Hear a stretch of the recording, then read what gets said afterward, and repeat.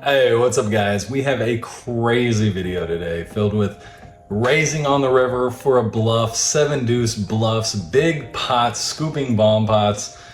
It's all coming up, so make sure you stay to the end and hope you enjoy the video. What's up everyone? I hope you're having an amazing day. This is the first hand we are playing. Look down at pocket kings from the small blind. Action gets to me. I raise it up to $15. Feel like when I'm out of position I want to raise it a little bit more than I normally would, so big blind calls, the under the gun calls, hijack over there gives it a call, and we are going 4 ways to this flop. Not ideal with pocket kings, but hey, it is what it is. We got $60 in there and I want to see a good flop. Queen 10-7 with 2 hearts I would say is a pretty good flop. The only thing we're really fading here is like Queen 10, so I lead out for $40. There's a lot of draws. 2/3 pot I feel is good for this board. If there weren't as many draws, I'd probably size down, but due to the fact that there are 4 of us in the hand, and like I said, it's a very wet texture, I feel like 2/3 is the right bet. Hijack makes the call and we're going heads up to the turn. The pot's $140. The 4 spades changes absolutely nothing. I don't see any reason for me to take my foot off the gas at this point, so that's what I do. Full speed ahead and I lead out for $80. Hijack thinks about it for a little bit. And once again, I think this is a good bet sizing. I could have probably sized up a little bit, maybe like 100, 105, something like that. But 80 is what I let out for, and based off of what he has behind, I feel like it's not that bad. Anyways, he makes the call. We now have $300 in the pot, and I only have 206 behind. 8 of diamonds comes on the river. I feel like that's a pretty clean river. Only thing that gets there is Jack 9. And if he chased Jack 9 all the way down, well, I don't know what to tell you. He's getting all of my chips because that's exactly what I'm about to do. I'm shipping all of my chips into the middle. That's right, all in for 206 and a $300 pot. Once again, I feel like my bet sizings were pretty good and I sized up well to go all in on the river. Like I said, I could have sized up a little bit more on that turn to make this river bet, you know, a little less than 2/3 of the actual pot, but once again, that's how my bet sizings have been the entire time, so, you know, I'm happy with it. It is what it is. Hopefully he makes a call because he is in the tank, and when someone is in the tank this long, you know you have them beat, especially with pocket kings on this board. I'm putting them on like ace queen, something like that, maybe queen jack, king queen possibly, but he could also be putting me on miss flush draw. Like I said, the board's very wet. He could call me down with pocket 10s here. Pocket 10s, that beats me. Just a single 10. Jack 10, king 10, ace 10, things like that. So I think all in here was the only bet. He is still in the tank. Whoo, please make the call, buddy. Please, please, just make the call. All you got, just put the chips in the middle. He checks his cards one more time and eventually lands on the decision of fold. Sadly, he folds. We don't get max value, but I don't think I'm betting any less here. Maybe I can bet 100 just to try and milk him, but I think the all-in was a better bet. It could get crying calls from a 10, things like that. But we won the hand, take down a $300 pot to start the night, and let's move on to the next one. All right, guys, for the next one, we have half of the hand we had previously. I have king 4 suited. Basically, kings just -1. With that being said, I am in a different position on the table. Here I am in the hijack, so I decided to raise it up to $10. Does it mean I have a weaker hand? No, it just means I have position, so I'm raising for a little bit less. When I'm in the hijack, the cut off the button, I tend to raise a little bit less than I do when I'm in the small blind or the big blind. With all that being said, the cutoff, small blind, big blind, and middle position player called, so we're going 5 ways to this flop, which is 8, 9, king. Flop top pair, and when action checks to me, I decide to check. Sometimes you have to check top pair, guys, okay? You got to protect your checking range. That way, if someone bets, like the cutoff does right here, you can safely make the call and you're not over bloating the pot. With that being said, I do have a weak king, so I think checking's fine. I think if I have some stronger hands, maybe I could lead out. But with that being said, everyone makes the call, and we are going 4 ways to the turn of 3 of hearts, which changes absolutely nothing. So when action checks to me, I stick to the same script. I check it back. Cutoff, once again, bets $10. This time, the small blind fold, big blind call, and then I make the call as well. So we're going 3 ways to the river, which is the 3 of diamonds. Once again, changes absolutely nothing. I don't see any reason to bet here. I think sometimes you can because cutoff's leading so light for $10. So I think sometimes you can lead. I think checking's fine as well. Checking is what I decided to do, and the cutoff checks as well. Everyone starts flipping over their hands. I let them know I do in fact have the king and take down this $120 pot. Not a big one, but once again, these small pots do add up. With all that being said, sometimes check top pair, okay? Work on your checking range. You don't have to bet every time you have it. And let's move on to the next hand. This time we look at King 4 of the offsuit variety, and hold on guys, 80% of you are not subscribed. If you could, please just drop a sub if you're enjoying the content. It helps out the channel a ton, and we're trying to get to 1,000 subs. All right, with all that out of the way, let's get back into this amazing premium of King 4 offsuit. And as you guys know, it is definitely not a premium. So in the small blind, I complete for $1. We're going 4 ways to this flop, which is, I would say, a little bit above average for King 4 offsuit when it comes out for ace king. That's right, 2 spades on the board, flop bottom 2 pair, check it, and the big blind player bets $10 under the gun calls, middle position calls, and that's when I spring the trap. Raise up to $60 because there's too many people in this hand. I'm gonna go 6x on this raise. It is a draw heavy board, and once again I am out of position, so I'm gonna raise up larger than normal. I was not expecting the big blind player to call, and then the under the gun player to call, and once again, not expecting after all this action happens for the middle position player to start stacking up all of his chips and announce that he is going to be going all in. Yep. When I raised it up to 60, was not expecting to get 2 callers and 1 all-in of $176. With that being said, if he has ace 4 or something like that, which that's really the only hand he can have. If he has aces or kings, he would raise pre-flop. I suppose a set of 4s would play like this sometimes, but I have bottom 2 pair. It's a draw heavy board. I'm going all in, okay? If he's got me beat, then he's got me beat. I don't think any of the other players did because they didn't re-raise, but this is where we're at. King 4, the pot started at $8. The small blind, big blind player folded, and under the gun calls for his remaining stack. This pot went from $8 to $509. It got big really quick. Now, as the dealer is working on all the side pots and doing everything he needs to do to make his money and his tips, we're discussing how many times we would like to run it. Per usual, I don't care. I leave it up to the table. I said, what do you guys want to do? And, you know, they work it out, decide they want to go 2 turns, 2 rivers. I say I'm okay with that. And at this point, we're discussing the hands. The gentleman in middle position flips over ace, queen of spades. Not sure if you can see it. So, yeah, we're fading the flippin' world. 7 of clubs up top, big king of diamonds. I win the first board with a boat. 8 of diamonds and 9 of spades on the bottom. So the middle position player and myself end up chopping the entire pot and winning half of $509 when all I wanted to do was complete from the small blind. It's really not that bad of a night. So went from completing $2 to winning around 255 bucks. So all in all, not a good hand. Wish I didn't have to chop, but it is what it is. You got to fade variance sometimes. Sometimes you win, sometimes you don't. And in this time, I will definitely take a chop over a scoop from my opponent. I also don't know what the other opponents had, so they could have been on straight draws, could have been fading a lot more, because he never said. I do know that the big blind player, she said that she would have missed anyway, so good fold on her. Congrats. And Leaning Tower of Pisa is toppling over to me. Appreciate that, Steven. Let's move on to the next hand, y'all. All right, guys, how about we look at a hand that does not contain a king or a 4 in it? That's right, 7-8 offsuit is what I look down and see. You guys know I love these premiums. Oh my goodness, it's all I play. It's why you guys watch. So action folds around to me, and I'm feeling a little spicy. Raise it up to $15. 7-8 offsuit, not really a hand I'd recommend doing it.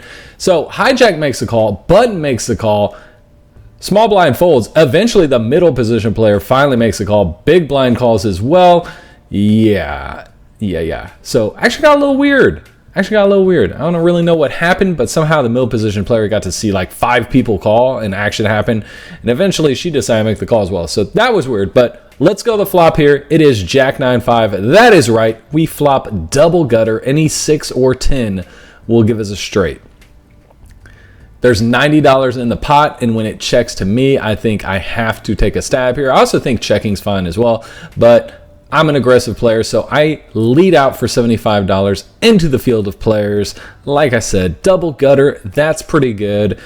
Once again, you can check. There's nothing wrong with that. Middle position player, she finally gets to act in turn. She makes the call, and then it gets to the hijack player. He calls as well. Action goes to the button, and he jams all in for 115.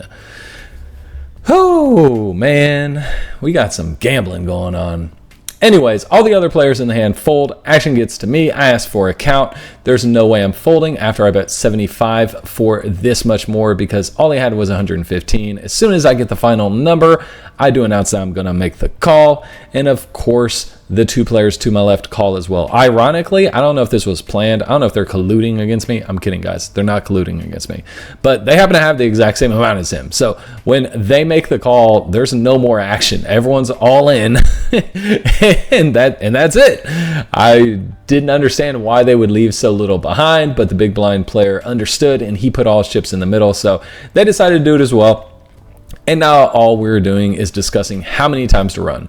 Normally, like I said, guys, I leave it up to the table. Everyone asks what they want to do. I announced I want to go twice. You know, I'll either rip it or go twice. I didn't want to go 3 on this one. I just wasn't feeling it. The button player normally goes 3, and I normally accommodate him and do that. He shows he has Jack 9, top 2 pair. I let him know he's good. I'm double guttered, and just is what it is. I for once was like, I don't want to go 3.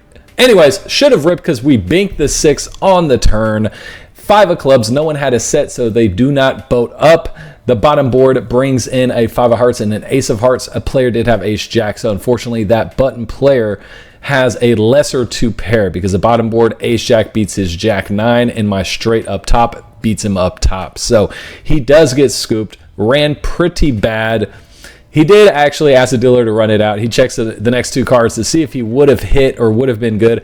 Actually hit a 10 on the third to run out, so I would have gotten 2/3. So by not going 3 times, it actually ended up costing me money. He was a little bit heated, got it in with the best hand. The other player had queen 10 from middle position, so she was open-ended, and unfortunately for her, she did miss. But yeah, this got my buddy on the button a little bit heated. At this point, he announced he is going to be ripping with me for the rest of the night. I told him, that's cool, I understand, not a big deal. But like I said, I've been going... this guy knows I like to go twice or once. That is my preference, and I go 3 times with him 99 times out of 100. So I felt like this one time I could kind of make the call and be like, no, I'm just going twice. It is what it is. I really wanted to rip because I prefer to rip. But like I said, I leave up to the table for the most part. This time I didn't. If you are watching, I'm sorry that that's how the hand played out.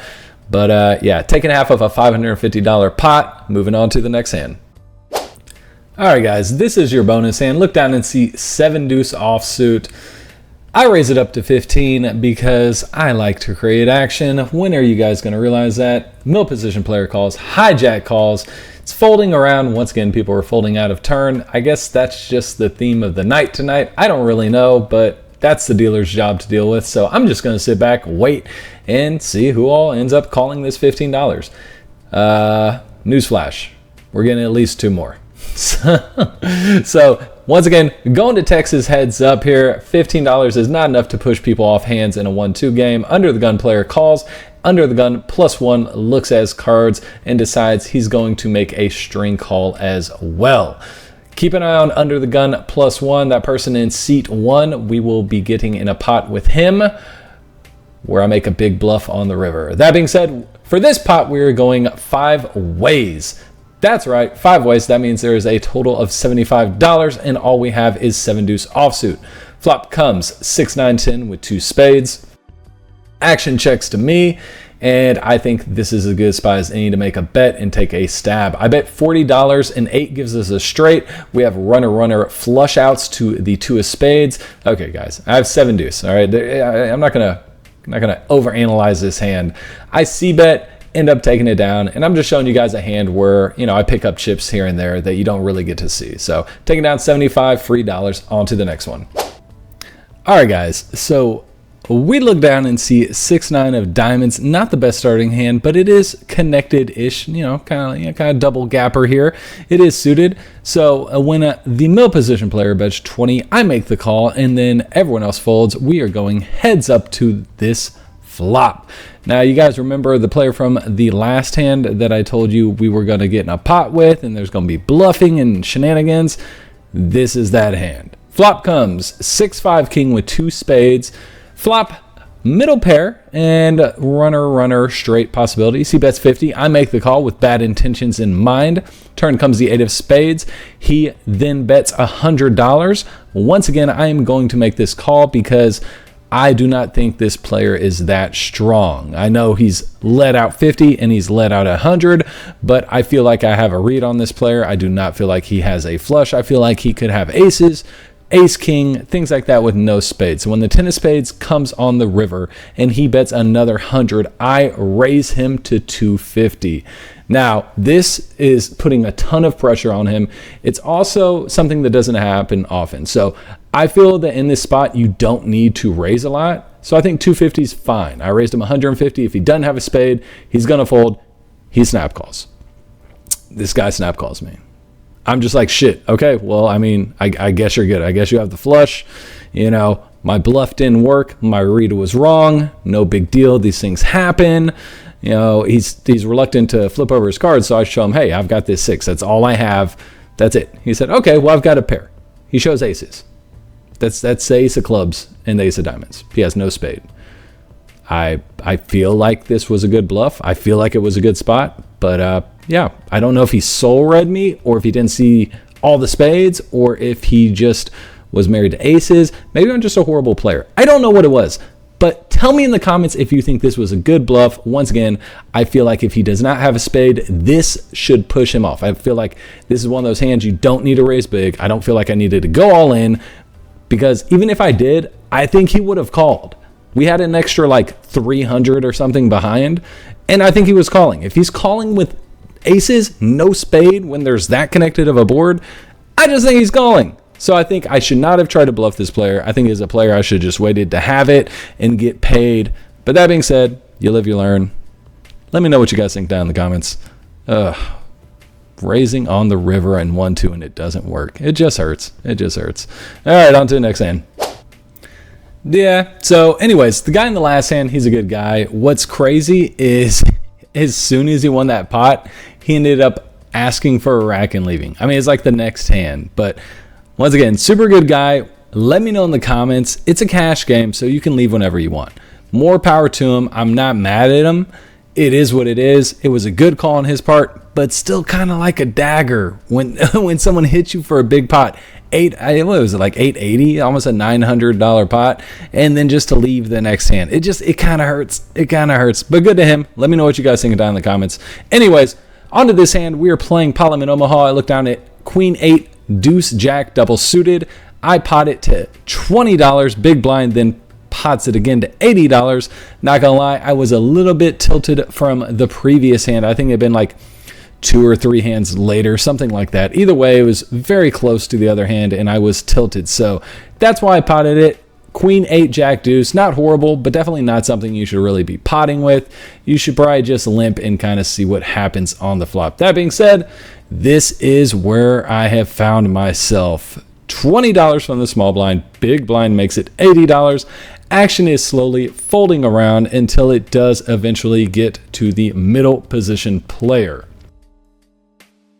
Once it's on him, he thinks about it for a second, decides what he wants to do, ends up fiddling with his cards a little bit, stacking up all his chips, and announcing he is in fact going all in for his remaining $90. So I have raised, there's been a re-raise, and there's been another re-raise after that.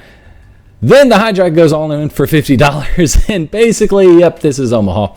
This is Omaha here in Texas. It is what it is. Luckily, no one has super deep stacks that's going all in. They're only, 90 and 50. It's not that big of a deal. So once action does eventually get back around to me, I know action is closed. She cannot re-raise it.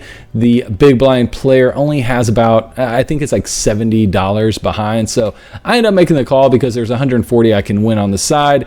Even if I lose this, I recoup 70 of it if I beat her. That is my thought process. Plus, the pot has gotten pretty bloated at this point, and, you know, there's a chance I could always win it all and scoop, you know? Oh, to be a dreamer on the poker table. Oy vey, oy vey. The problem with these hands in Omaha are your suits aren't nutted. Normally, if I'm potting, I want the ace of spades, ace of diamonds suited, something like that. Queen high flush, jack high flush are very vulnerable and can be beat quite easily in Omaha.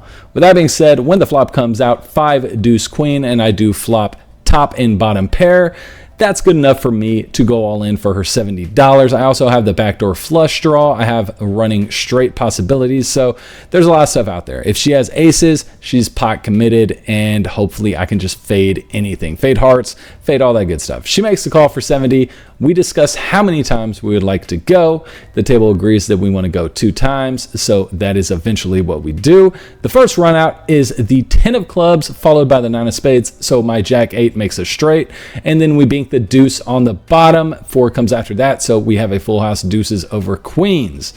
$470 in this pot. What's funny is I noticed I had the straight, and I didn't realize that the 2 had paired because I was so focused on the straight. I was like, wait, do I have a straight up top? I just wasn't expecting it, you know? So when I finally found the straight up top, I didn't notice I had the boat, so I said I had 2 pair, and unfortunately she thought she had won with the aces and deuces, but in fact my cards are face up, so they play themselves. I do have a full house. The gentleman, the hijack, is also showing aces, if you can see in the top right there. So they had each other's outs. They were drawing pretty slim outside of like the 5 pairing if the other player didn't have the 5. But yeah, $470 coming my way. It definitely helps heal the pain of the previous bluff. Puts a little bit more money on my pocket and makes it to where, you know, I'm just not hurting as bad. I'm not kicking myself for bluffing with 9 high. I guess I had a pair of 6s last hand.